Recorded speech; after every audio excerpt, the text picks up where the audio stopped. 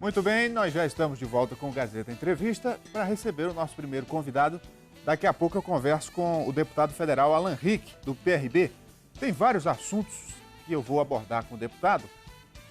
Ele tem feito um mandato muito atuante, então as polêmicas do Congresso, da Câmara, ele está lá tomando posição, porque é um deputado que tem demonstrado isso, marca posição, e daqui a pouco eu vou fustigar ele aqui com alguns assuntos. Deixa eu só dar um recado aqui para você que quer ganhar um carro 0 km. Olha, a Recol Pharma e o Barriga Verde prepararam uma super novidade, a promoção do carrão. Nas compras a partir de R$ 30 na Recol Pharma ou no Barriga Verde, você ganha um cupom para concorrer a esse carrão que aparece aí na sua tela. É uma Sportage novinha esperando por você em toda a rede Recol Pharma e no Barriga Verde. Não vale para as compras de medicamentos em respeito à legislação na Recol Pharma. Os demais itens todos você compra e concorre. E no Barriga Verde, em toda a linha de produtos. Aproveite, participe, boas compras e boa sorte. E agora eu convido o deputado federal Alan Rick, por favor, Alan. Tudo bom, Rogério? Tudo bem, Alan? Prazer te rever, meu amigo. Prazer é nosso recebê-lo. Muito eloquente, como sempre. Então, Alan, eu já fiz aqui uma introdução porque eu vi seu posicionamento essa semana num debate, por exemplo, com o deputado Jean Willis. Daqui a pouco a gente vai entrar nesse assunto, mas eu quero já começar a minha conversa contigo trazendo o assunto da liberação das drogas. Liberação em termos, né? Que na verdade seria a liberação de alguém portar uma certa quantidade de drogas para consumo próprio. E isso acendeu a discussão lá na Câmara e você tem mantido uma posição contrária. Olha, primeiro, boa noite a todo o público do Gazeta Entrevista, a você, Rogério, a toda a equipe da TV Gazeta. É verdade, Rogério, eu creio que esse debate ele interessa a todo o povo brasileiro, a todas as famílias brasileiras, porque surgiu de um caso em Diadema, em São Paulo, quando um mecânico preso por outro delito foi encontrado na cela dele 3 gramas de maconha e seu defensor, o advogado, defensor público, contestou a pena, que foi prestação de serviços à comunidade, 2 meses de prestação de serviço à comunidade, e esse caso ganhou uma repercussão geral e foi bater no Supremo. E se o Supremo entender a tese da inconstitucionalidade do artigo 28 da lei antidrogas, se liberará o consumo indiscriminado de drogas no Brasil. E não é só a maconha, tem que ficar muito claro, são todas as drogas ilícitas. Quais são os problemas dessa tese? Primeiro, porque existe aí um discurso, porque cada um tem o direito de fazer com o seu corpo o que quiser, de usar qualquer tipo de droga, seja ela a droga lícita, como o tabaco e o álcool. Porque aí a gente entra numa outra questão, que é o álcool, por exemplo, que é uma droga lícita e que faz tanto mal quanto que mata muito mais do que outras drogas no Brasil. Porque tem, segundo a Universidade Federal de São Paulo, 40 milhões de usuários em todo o Brasil. Mas voltemos ao tema e nós vamos fazer essa correlação. O uso de drogas hoje no Brasil, o cidadão portar uma certa quantidade de drogas no Brasil hoje, já não tem nenhuma punição. Você sabia disso? Na prática... Na prática, o artigo 28 da Lei 11.343 de 2006, que é a Lei Antidrogas, diz o seguinte: sendo o usuário pego com uma pequena quantidade, e não determina a quantidade, essa circunstância tem que ser avaliada pela autoridade policial, pelo promotor, pelo juiz, ele vai receber uma advertência, vai prestar serviços à comunidade ou participar de cursos. Ele não tem nenhuma sanção de prisão. Não vai sequer para a delegacia. Talvez assinar só um termo circunstanciado. Mas quando você fala, então, o consumo indiscriminado, mas não haveria uma responsabilidade individual no consumo da droga? Ou seja, o indivíduo vai responder pelos danos que vai causar ao seu corpo, à sua família, e isso por si só já é uma punição. Pois é, mas aí a vida em sociedade, ela supõe certos limites. Certas situações em vida em sociedade têm que ser tuteladas pela lei, senão nós voltamos à barbárie. Vou te dar um exemplo. Você pegaria um avião cujo piloto tinha acabado de fumar crack? Nunca, mas vamos lá, isso se a gente for ver, uma mãe o piloto pode deixaria usar álcool antes de pilotar? Você também não pegaria se soubesse? Também não. Você soubesse que o piloto tivesse usado álcool, você ele não... tem, essa prática, mas a possibilidade de fazê-lo. Mas veja bem, pela Associação Brasileira de Psiquiatria, órgão extremamente respeitado, o Conselho Federal de Medicina, a Federação Nacional dos Médicos, entregaram um documento que faz parte do nosso memorial que estamos entregando para cada ministro do Supremo, e eles corroboram da tese de que o consumo de droga para uso pessoal não causa só mal ao dependente ou ao usuário, porque todo dependente ele já foi usuário uma vez. Ele começou como usuário, não, eu não vou me viciar, eu sou apenas um usuário social.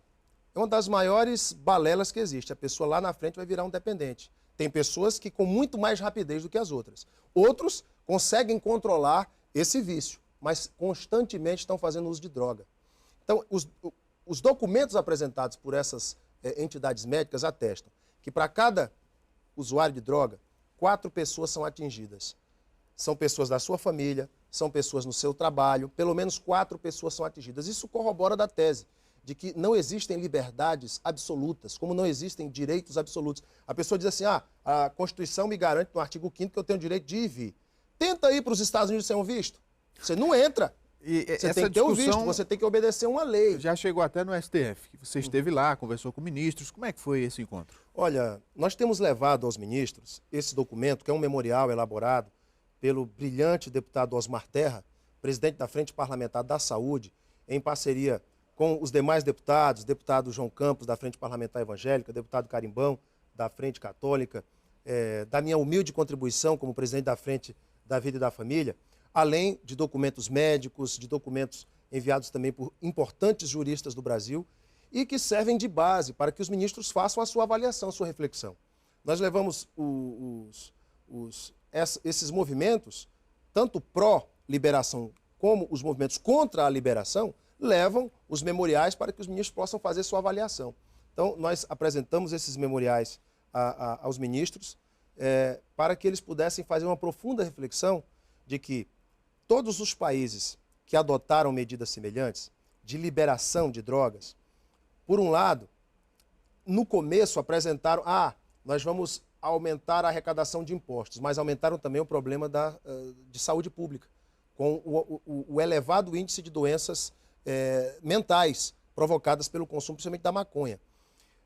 A experiência da Holanda é uma experiência emblemática. A Holanda, em 2008, a Prefeitura de Amsterdã gastou 25 milhões de euros para reconstruir o bairro de De Wallen, que foi uma primeira experiência de liberação de drogas ilícitas na Europa. Para ali afluíram uma grande parte de usuários de drogas de toda a Europa, se formaram bolsões de consumo, tráfico de armas, prostíbulos, e a Prefeitura de Amsterdã teve que gastar 25 milhões de euros para reformar todo aquele local e repensar sua política de drogas, uma vez que não deu certo.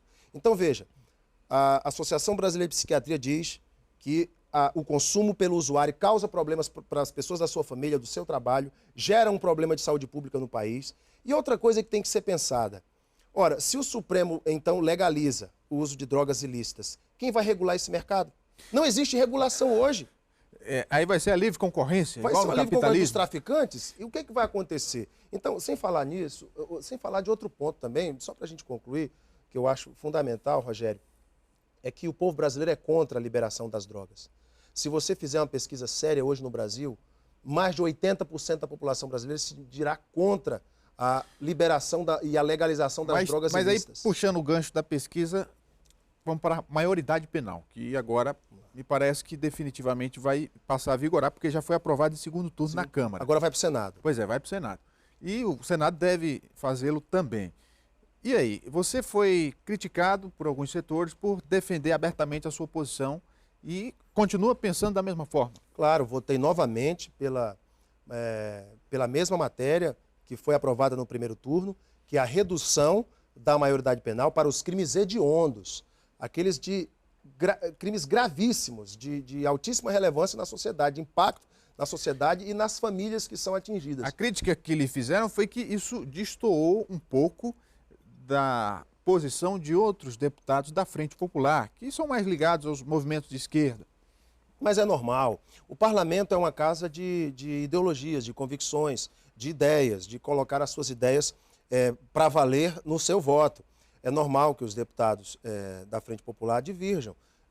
Os deputados Léo, Cibá, Angelim e César Messias votaram contra a redução. Eu votei a favor da redução, como votaram os deputados Rocha, Jéssica e Flaviano. É um tema que divide, né, a bancada do Acre, porque é um tema polêmico. Mas 87% da população brasileira, em pesquisa do Datafolha, se mostrou favorável à redução. E detalhe, era redução para todos os crimes. Colocar na cadeia comum. A Câmara ainda fez uma avaliação, né, equilibrada da situação. Porque eu entendo que se você coloca esse jovem que cometeu um crime de furto, por exemplo, às vezes para sustentar um vício, e coloca na cadeia comum, você acabou com a vida dele. Nós somos contrários a isso. Nós entendemos que esse jovem precisa ser tratado numa instituição específica para ele, mas longe daqueles outros que cometeram pequenas infrações. Então, nós entendemos que a medida adotada pela Câmara foi a melhor para o Brasil, porque retira o jovem que comete o crime hediondo da sociedade, ele vai para uma instituição especial e você realmente acaba com essa impunidade que havia no Brasil. Deputado, sobre a criação de uma zona franca para Rio Branco, nos mesmos moldes da Zona Franca de Manaus. O senhor comprou uma briga grande, né? Pois é, esse é um tema extremamente relevante para o Acre, Rogério, porque eu entendo que nós só teremos um desenvolvimento econômico verdadeiro com a industrialização do Acre. Eu sempre defendi isso, eu venho da iniciativa privada, sou formado em administração de empresas também, além do jornalismo, e eu sempre entendi, e é comum, é claro que você vê que os estados mais desenvolvidos são aqueles que têm indústrias, que têm comércio forte, que têm PIB. O Acre precisa disso. No passado, outros parlamentares tentaram ideias semelhantes, mas não conseguiram, esbarraram naquele velho preconceito do sul e sudeste do país de que nós vamos roubar as indústrias. Mas, por exemplo, a ZPE, deputado, que foi criada, foi instalada e não funciona até hoje. Porque falta regulamentar quais serão os percentuais para exportação e os percentuais para a venda no mercado interno. Hoje a regra é a regra 80-20. 20% pode ser comercializado no mercado local, no Brasil, e 80% tem que ser exclusivamente para exportação. Não seria prioridade, então, já dar sequência a essa demanda? Eu acho que a ZPE pode ser trabalhada no mesmo instante que nós propomos a Zona Franca. Uma coisa não limita a outra. Porque se não der certo a ideia da ZPE, que é uma ideia brilhante, né, e tem que ser parabenizado o governador Binho, depois o governador Tião Viana, que iniciaram essa ideia, mas isso não impede que a gente proponha a Zona Franca, que eu acho que é até bem mais interessante, porque ela não se limita à questão de exportação. Ela não se limita a essas questões específicas. Ela foca na industrialização pura e simples. Para importação e exportação. E tem mais assuntos. Sim, já foi aprovado na CCJ. Já aprovamos a nossa PEC da Zona Franca de Rio Branco na CCJ e a coisa está andando. Estou muito feliz com isso. Essa semana eu vi um confronto democrático entre o senhor e o deputado Jean Willis. E eu sabia que em algum momento os dois iam se encontrar, porque têm posições diametralmente opostas sobre vários temas. Como é que foi esse debate? Foi exatamente sobre a questão do Supremo, do julgamento que pode liberar as drogas no Brasil. Fomos convidados pela Globo News para participar desse debate ao vivo em cadeia nacional e apresentamos nosso ponto de vista, os dados, enfim.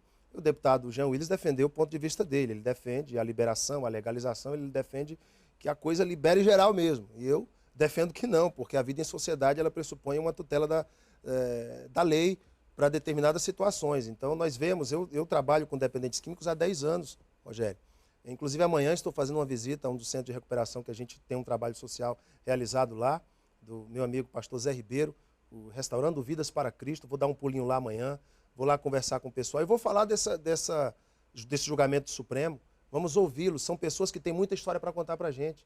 Se você ouvir um dependente químico que está em tratamento, aquele que já se curou, ele vai dizer, olha, eu sou radicalmente contra, porque a droga destruiu a minha vida. E eu também comecei como usuário. Eu comecei com a mesma conversa de, eu vou só dar um tapinha aqui, usar um pouquinho ali, e me tornei um dependente. Deputado. Então, quando você conhece as histórias, você passa a entender melhor a situação. Da última vez que o senhor esteve aqui, nós falamos sobre a questão do preço das passagens aéreas e da iniciativa do senhor, junto com outros deputados, de tentar minimizar esse preço, enfim, criar uma solução para que o Estado não fique nessa penúria na mão das empresas de transporte aéreo. Isso evoluiu? Evoluiu sim. Além da visita que fizemos aqui à Infraero, fomos muito bem recebidos pelo Jailson, que é o superintendente regional aqui no Acre, que nos falou da pista, nos mostrou todas as informações que nós pedimos a ele a respeito das condições da pista. Nossa pista está em reforma por todo um aspecto estrutural que precisa ser reformulado. E eu saí de lá com dados muito interessantes, né? As empresas aéreas não podem dizer que, por conta da pista, elas aumentaram preços, porque não onera em nada o preço das passagens. É a política de cada empresa. Não é possível que uma passagem São Paulo-Nova York, ida e volta, esteja custando R$ 1.045, enquanto uma passagem Rio Branco-Brasília, ida e volta, R$ 3.700. Não tem explicação Não tem lógica. Até pelo tempo de voo, pelo combustível gasto, pela distância, por tudo. Não tem explicação isso. Se as empresas conseguirem nos explicar essa mágica, eu me convenço. Mas tem que explicar essa mágica. Como é que pode um voo de São Paulo ou de qualquer outro lugar do Brasil para a Europa custar mais barato do que Rio Branco-Brasília, do que Rio Branco-São Paulo, um voo doméstico? É uma briga antiga e que até agora os parlamentares do Acre não conseguiram vencer nenhuma batalha. O que nós fizemos? Nós marcamos uma audiência pública na Câmara com a maior autoridade do Brasil em defesa do consumidor, que é o deputado Celso Russomano, do PRB de São Paulo, que é nosso parceiro, é nosso líder ali na Câmara. Nossa audiência acontece já na semana que vem. E nós vamos levar os representantes das empresas, os representantes dos órgãos de defesa do consumidor, os representantes da ANAC, da Infraero, para falar dessa mágica, como é que as empresas conseguem chegar no preço exorbitante para o povo do Acre, se alguns trechos lá no Sudeste custam R$300, R$400, Deputado, e trechos internacionais custam mais barato. Para a gente encerrar, eu já vi notícia de que o senhor vai ser candidato a prefeito em Rio Branco, candidato a senador em 2018, candidato a vice-governador. Já especularam de toda forma. O senhor está bem cotado, hein, deputado? Ô, Rogério, mas é normal na política, o acreano gosta muito de política e tem outros nomes aí sendo cotados também. E eu repito o que eu já te falei, eu vou concluir o meu mandato de 4 anos como deputado federal, não sou candidato a nada, a não ser a concluir o meu mandato. O PRB está na Frente Popular. E vai ficar ou vai sair? Vai ficar na frente. O PRB é um partido que tem posições. Agora, a especulação sempre tem. Sempre tem especulação aqui, especulação ali. Os partidos conversam entre si, isso é normal. É normal um líder conversar com outro líder partidário, por exemplo. E é muito comum, por exemplo, a postura que o nosso bloco do PRB, do PTN, do PSDC, do PDT, adotam no Acre, é normal a postura de um bloco que quer se fortalecer nessas eleições de 2016, quer conquistar o seu espaço. Todo partido político quer eleger os seus candidatos, quer colocar o seu ideário, quer colocar as suas lideranças para mostrar o seu trabalho, mostrar a sua força, que tem bons quadros, que tem pessoas competentes para prefeituras, para vice-prefeituras, para vereadores. Isso é muito salutar na política. Agora, claro, nós buscamos esse espaço, é um espaço normal.